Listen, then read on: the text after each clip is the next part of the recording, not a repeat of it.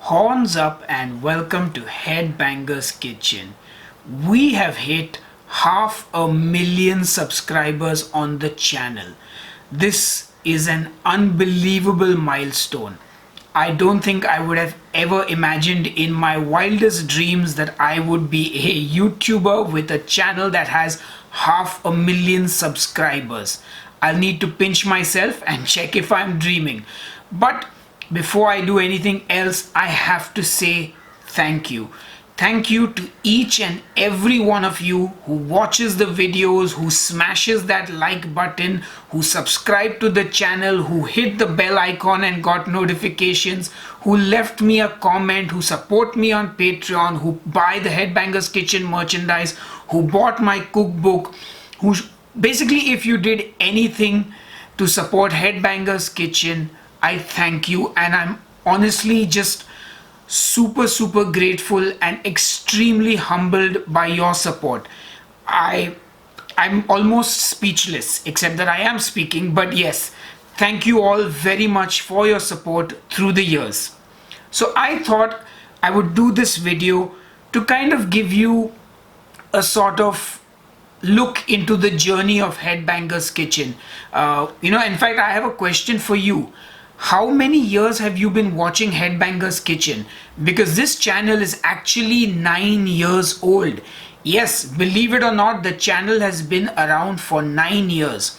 So how did I take this channel from me being a struggling heavy metal musician living in India to a successful keto channel with 500,000 subscribers and making this my profession, so to speak, because I am a full-time YouTuber. This is what I do to make a living today.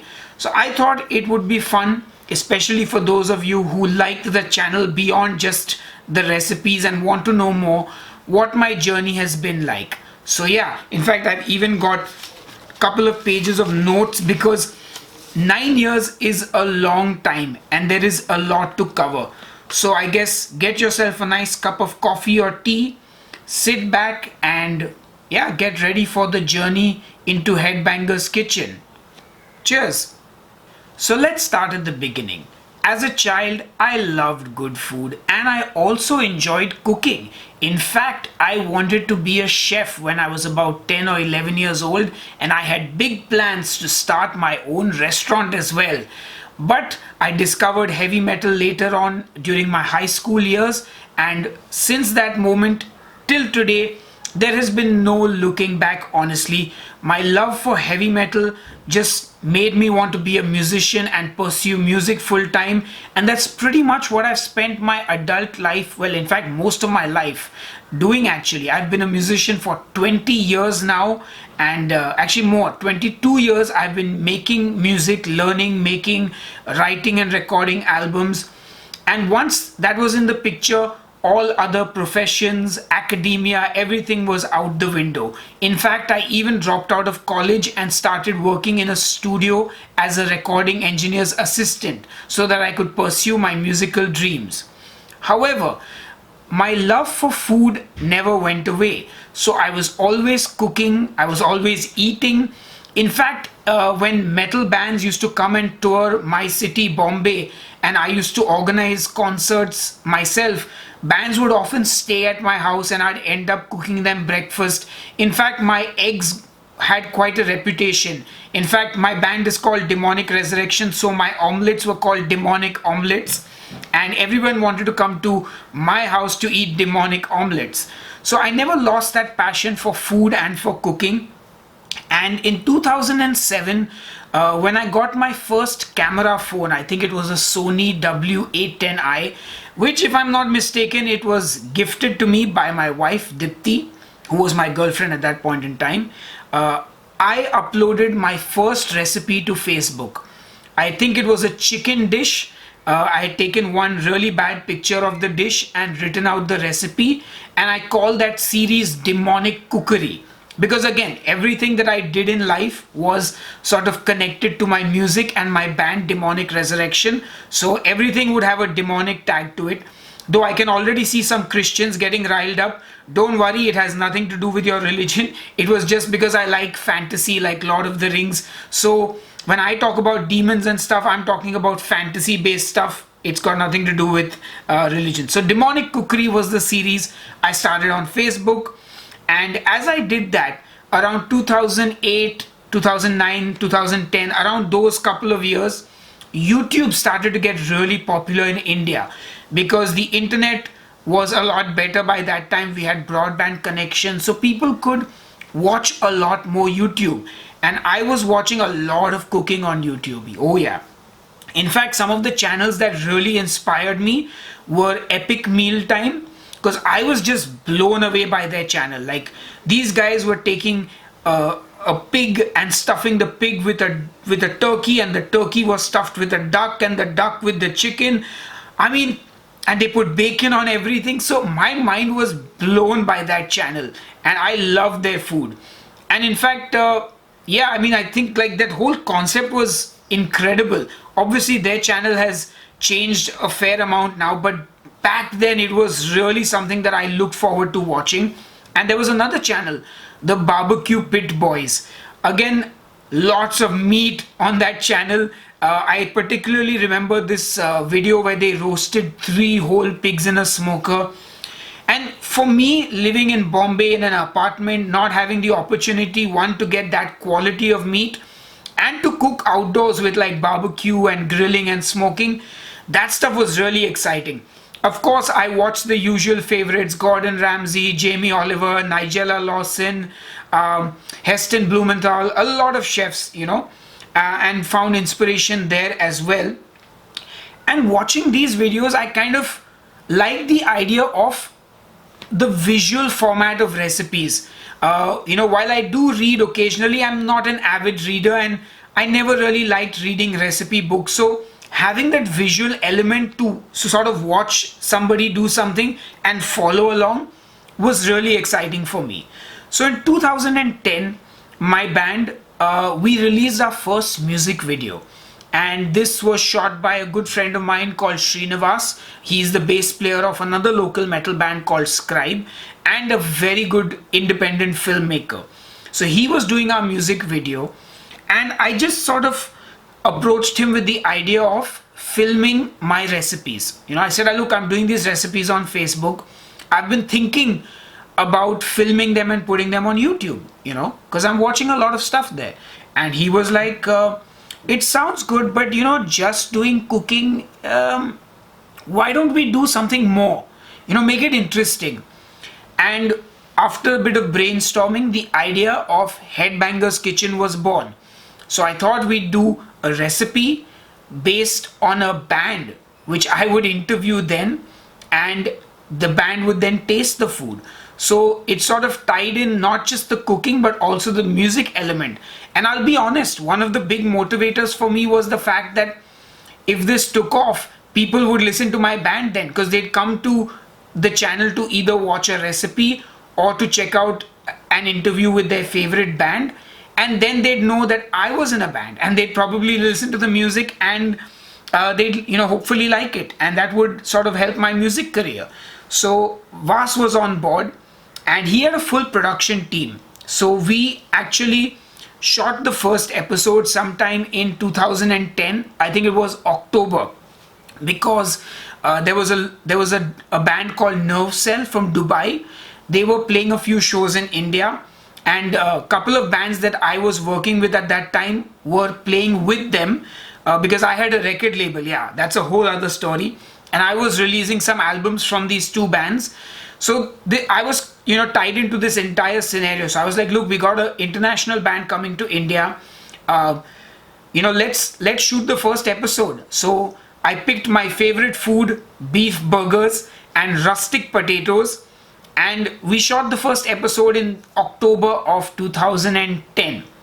And we took a little bit of time with the episode, and it only released in March 2000 and wait, I better check the date.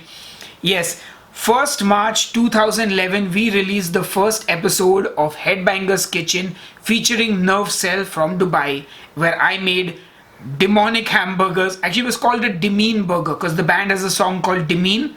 And We call them demean burgers and rustic potatoes. The section of the episode that had the cooking was called demonic cookery. Yeah, that's what. So I was getting confused.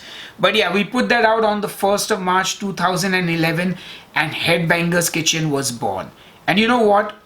There was no horns up in the first episode of Headbangers Kitchen. In fact, the first episode was quite awkward. And let me just show you a little bit of what the first episode looked like.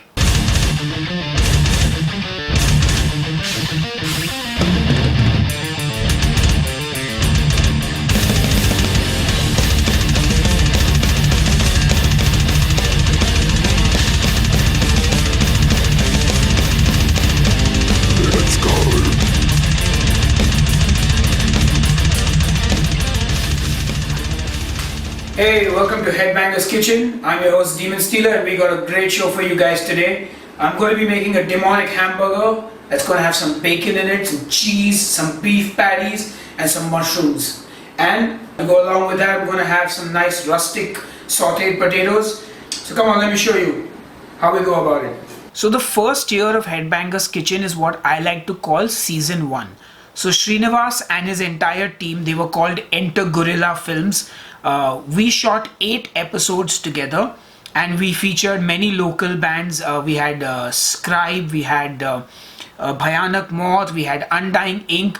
I had my first huge metal celebrity on the 4th episode. That was George Colliers, and that episode was important for 2 reasons. One being that I was a huge fan of George, and I was so nervous during that interview.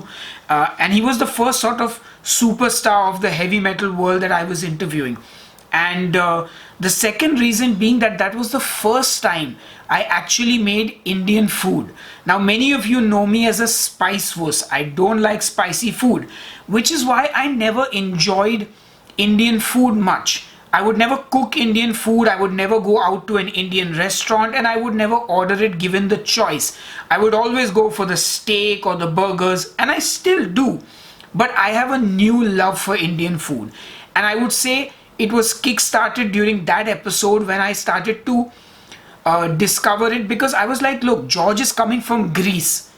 I don't want to feed him hamburgers and bacon bombs and that kind of food. I want to feed him some Indian food. And that's when I started learning about Indian food and cooking it myself. And the best part of cooking your own food, you can control the spice level. And when I took away that overbearing spiciness that I find in Indian food, I was able to appreciate and enjoy it on a whole other level. So that's why that episode was important for me. Also, during that first year, since Srinivas was running a full-fledged company, he was doing his own independent film, this sort of show needed to make sense for him in terms of the amount of time he invested. Because you see, for the first season and the second and the third actually, we didn't shoot in my kitchen. We actually shot in my living room. Alright guys, so this is the dining area of the house, and this is where we used to shoot the episodes earlier. As you can see, this is the wall that was the backdrop to all the episodes. So we'd move all this furniture from here, we'd bring this table up in front, I'd bring out a gas cylinder, a stove, and we'd set up here. We'd have lights here and near this pillar here, and the camera team would stand here. But in the first episode, this was the backdrop for the start of the episode, and we shot the rest of it in the teeny tiny kitchen. So this is where all the magic used to happen. So as you can see, there was a lot of effort involved in shooting the episodes. Vas also had a full production team who were on the payroll of his company. So he tried to sell the show to television channels and see if they liked the idea of having a heavy metal cooking show. Unfortunately, nobody was interested because, well, it just didn't make commercial sense. But after 8 episodes, he kind of said, look, I don't think I can invest time and money into doing this anymore. So he stepped away from the show. And then I took it on myself, and I hired cameramen and light people and all that stuff. And I sort of had my own production team going. So I did a second season which if you watch now, there's a lot of production flaws because it was just me and two or three other people who would help out. And even they were kids who were learning to sort of film and edit at the time, because obviously, I didn't have the money to pay a professional to do it. So there was definitely a bit of dip in the quality, but hopefully the content was still good enough. I got to interview a lot of local bands and a few international ones as well. And my voice is going now from talking so much. And but after 2 seasons, I was like, look, I can't do this as an investment from my own pocket. So I decided to crowdfund the third season. Now remember, all this time I had a very small subscriber base, maybe 500 to 1000, and 1000 to 2000 views per episode maybe. So I wasn't really making any money from YouTube at all. So I'll also mention that in season 2 we started something called Headbanger's Kitchen Uncooked, where I would just interview a metal musician. There was no food involved. Again, I thought this would be something interesting because I did have a lot of metal fans watching the channel, and an interview was something they would dig any which way.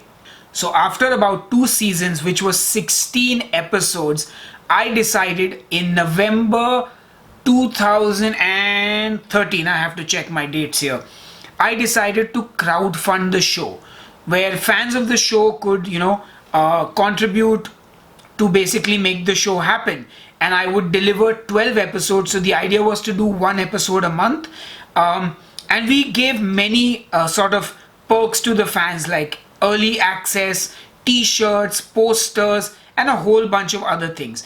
And the target I had to crowdfund was about 3,000 US dollars or 2.5 lakhs.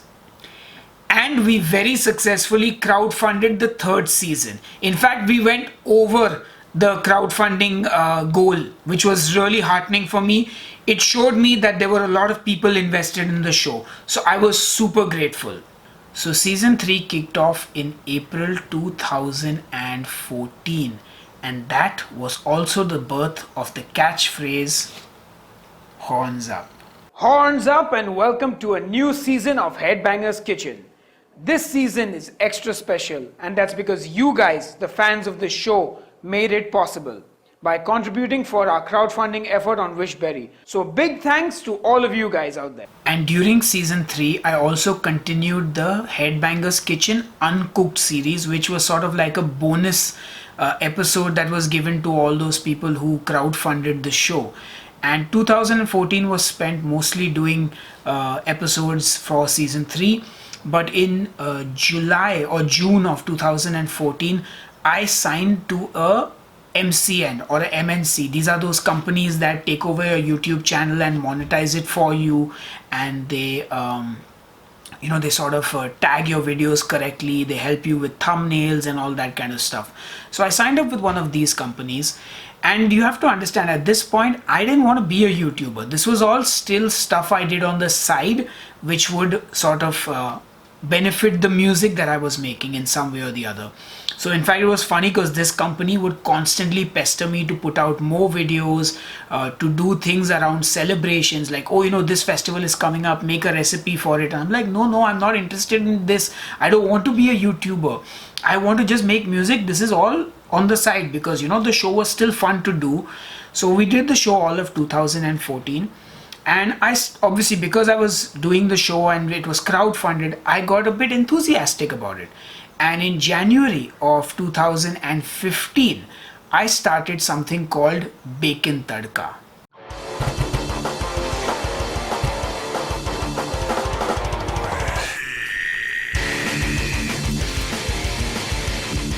Hey guys, welcome to Bacon Tadka, our brand new show where we take your favorite Indian dishes and baconize them. And I also started something called Headbanger's Kitchen Soup Kitchen in January as well. I was actually working with my brother and my cousin Krish. So my brother Shom, who you've seen in a couple of the recent episodes. I thought, who better to call than my brother Shom? That's his name, Shom. Anyway. Yeah. Ready to taste? Yep. Him and my cousin are both in the filmmaking business. My brother's an assistant director and my cousin makes documentaries and stuff. He's basically a lot of things to do with film, an independent filmmaker basically. So I was working with them, and I somewhere I got the idea of doing Bacon Tadka, which was the show where I would just take Indian dishes and add bacon to them.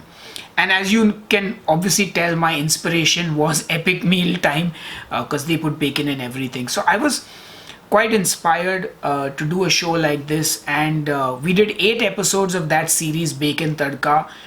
And the Soup Kitchen also, we did a couple of episodes. I need to check my notes again because it's insane how much stuff is there.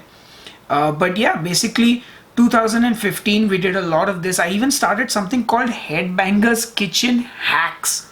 Horns up and welcome to Headbangers Kitchen Hacks. This is a little segment where I'm going to share tips and tricks from the kitchen with you, and also really quick and easy recipes.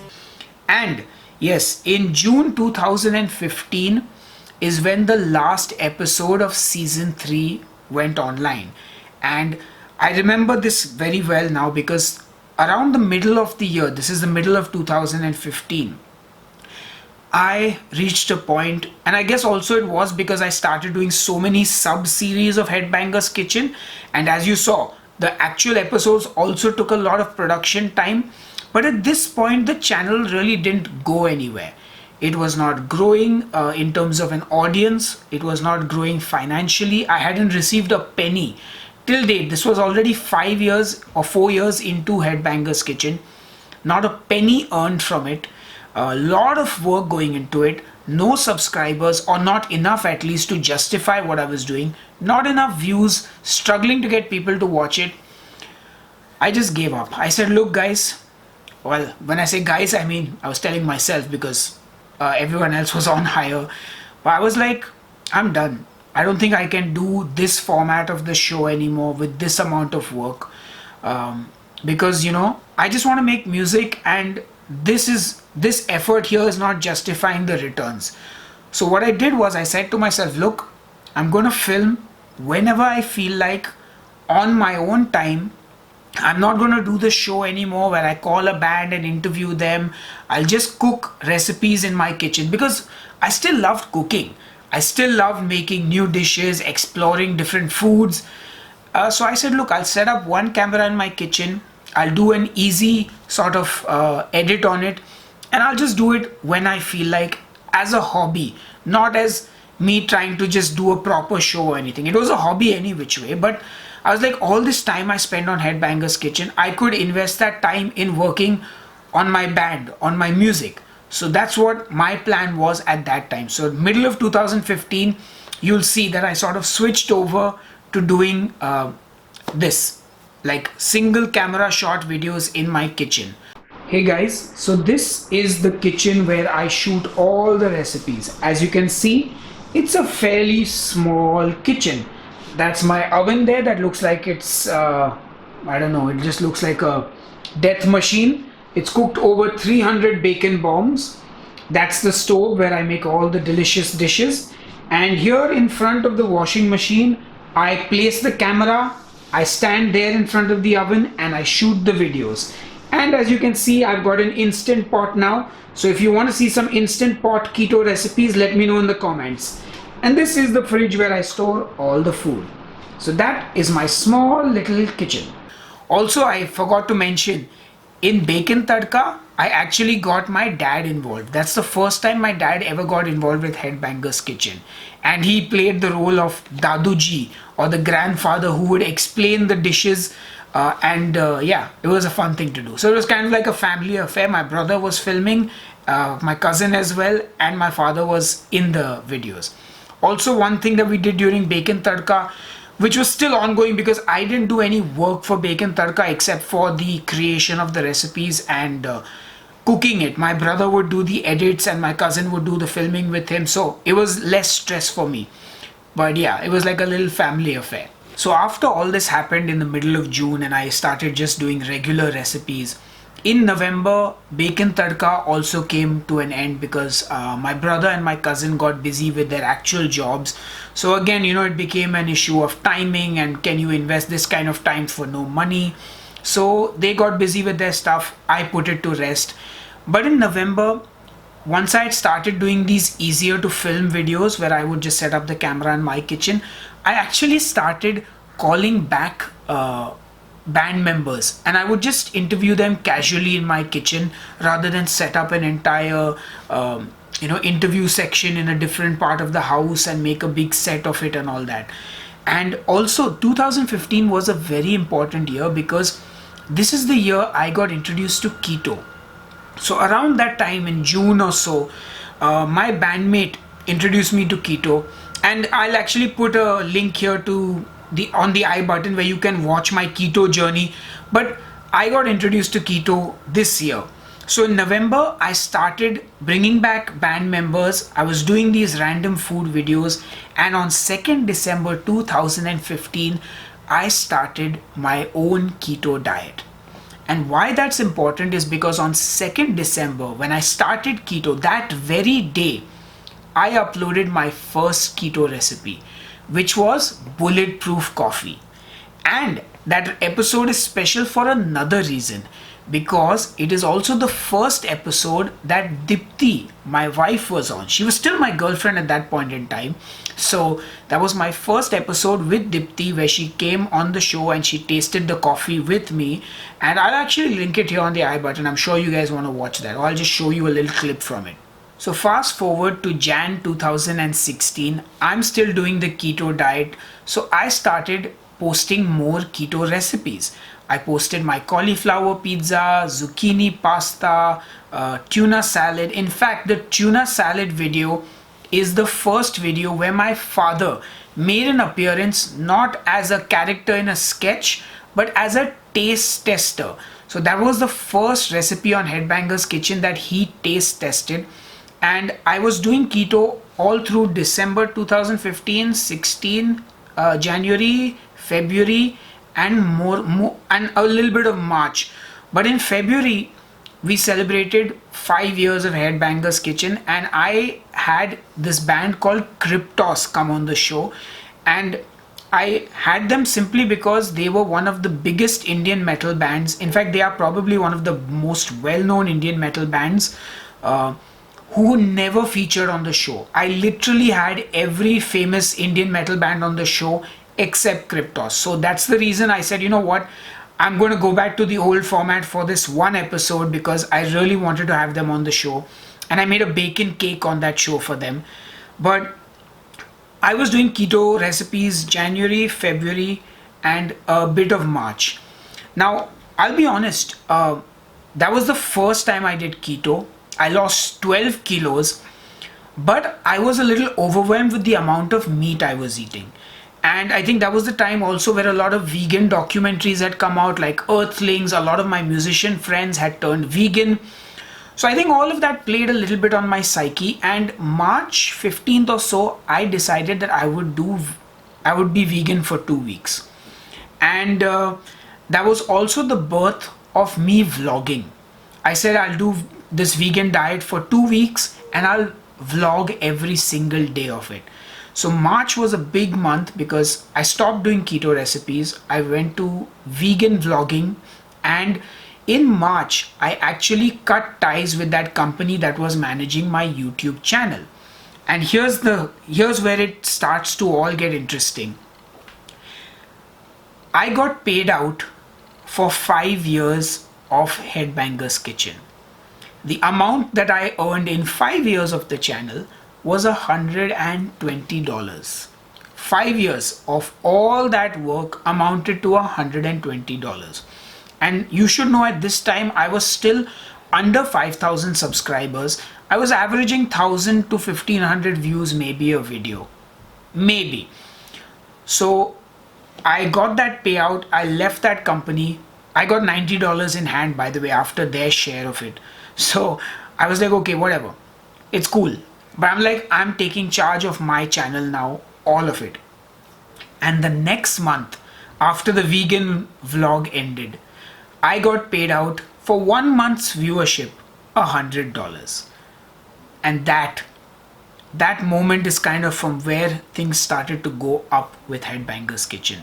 So I stopped my vegan diet around April that year. So I did it for 2 weeks, and then after that I tried to actually do Headbangers Vegan Kitchen. So I did one vegan non-keto recipe for a potato rosti, and that video flopped. Nobody watched it. Even today it's probably one of the lowest viewed things on my channel. In fact, I think the lowest viewed videos are probably the vegan vlogs, but they are hilarious to watch, so I would definitely click here on the I button and watch them if you haven't seen them. They're just fun to watch. So I got back to doing keto recipes. This was, now we're talking 2016, and I did keto recipes for another 2 months. And you have to understand, now people started asking for keto recipes. I started getting more viewership. My income was literally going up by 25% every month, and I was like motivated. Because here's the thing, guys, when you put in so much effort into what you're doing, I'm not about the money. Honestly, I'll be very honest. For me, but I need one of two things. Either there needs to be financial growth wherein you're being paid to do work, so you're motivated to do it, or you have people watching your show, watching you. If you don't have people watching you, and if you don't have money, you don't feel like doing it. So for me, suddenly I started to see the channel grow. More people wanted keto recipes, comments after comments on every video. I was getting excited. I was starting to enjoy making these videos. So 2016, after that, leaving that company, my income went up. I went on a holiday in June. So that's when I proposed to my wife. So I went off keto for a bit. I came back an engaged man. I did some non-keto recipes. They did okay, but I could see people wanting more and more keto recipes. So once again, I got back into doing keto recipes, and 2016 was spent doing keto recipes. But I need to check my notes. Yes, here's another important thing I missed. So in July, when we came back after I was engaged, Dipti made her first recipe on this channel. It was in July 2016. She made a sticky pork belly. So this is after we've come back from a vacation, we're engaged, and we're both not on keto. So we did a couple of non-keto recipes. Anyway, August 2016, I got back to properly doing keto recipes. And in December of 2016, Headbanger's Kitchen hit 12,000 subscribers. Now you're thinking, 12,000? You're at 500,000 now. And that was just 3 years or 4 years ago. Well, December 2016, so technically about 3 years. But you have to understand, in April that year, I was at less than 5,000, 4,000 subscribers after 4 or 5 years of the channel, 5 years of the channel. So that was 1,000 subscribers per year or little less. And suddenly in like a little over half a year, I've doubled it, I've tripled it, I'm at 12,000. Game on. Guys, I'm looking at this list of things, and I already know this video is nearly half an hour. So I'm actually just going to now do what no YouTuber should be doing. And I guess maybe that's also part of the success of the channel, is that I do whatever I feel like. I'm honest. I don't fake things. What you see is what you get.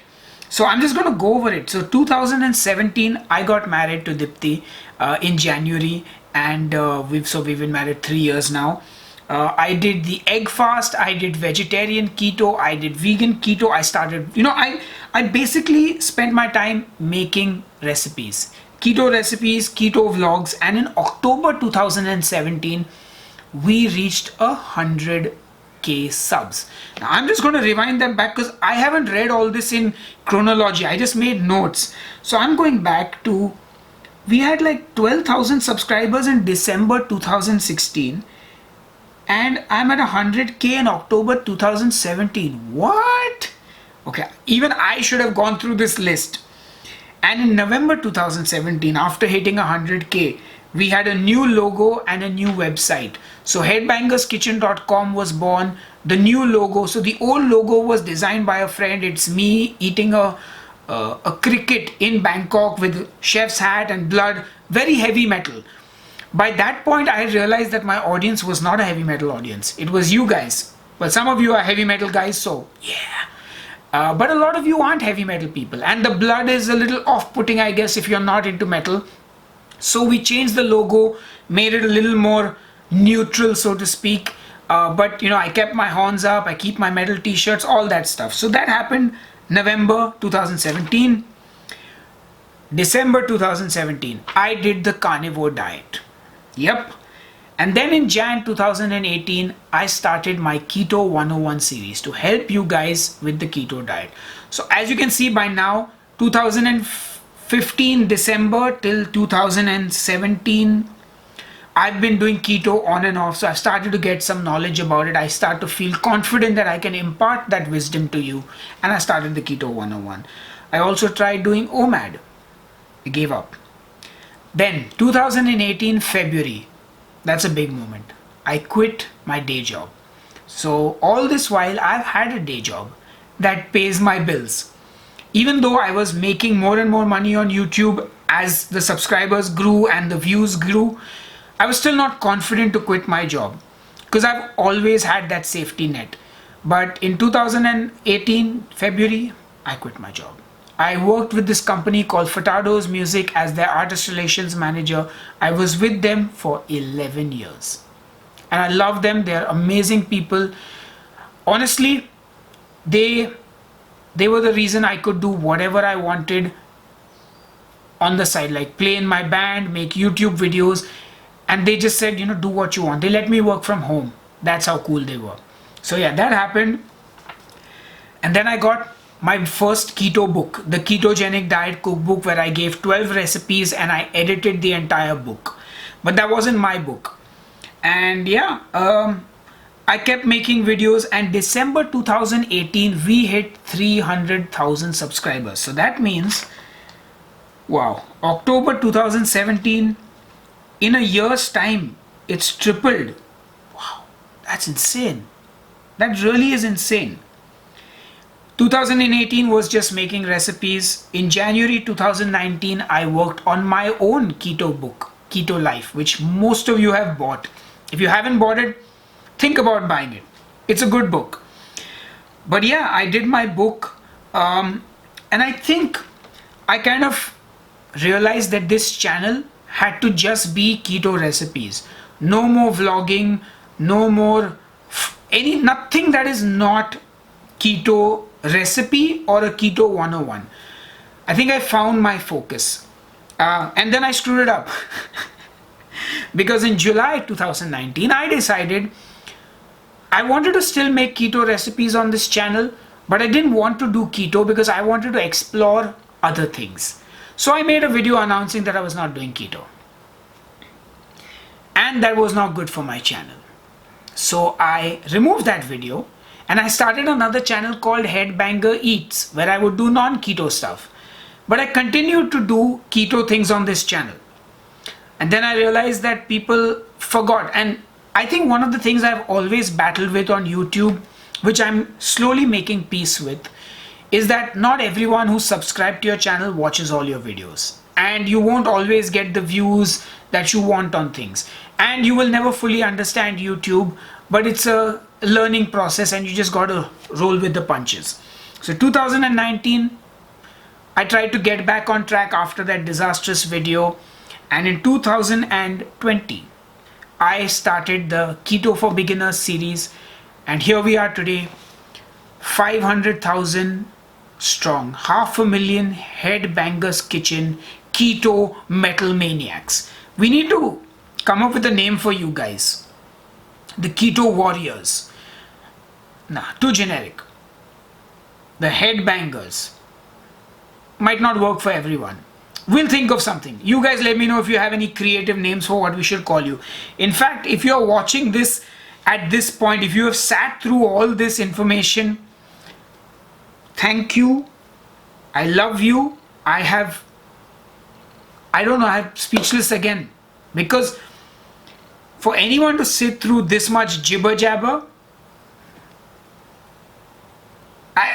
that's it. So yeah, that's my keto journey.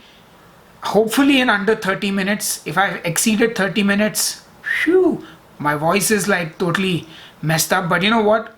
I hope you enjoyed learning about my keto journey. I've definitely enjoyed sharing it with you. And Cheers to all you guys. Thank you for watching all my videos. Make sure you hit the bell icon so you get notifications when I upload a new video. But in case you didn't know, I upload new videos every single week. But yeah, and as always, you know what, share your opinion with me. Let me know what you look forward to seeing on Headbangers Kitchen. I'll go and brainstorm about the future of the channel as well. But till the next episode, guys, cheers and keep cooking. 1 cup of coffee, 4 pages, 4 sides of notes, and an hour and a half is what it's taken to make this video. So do hit the like button, do subscribe to the channel, and I will see you guys very soon. You can click here and watch a keto recipe, or click here and listen to some of my music.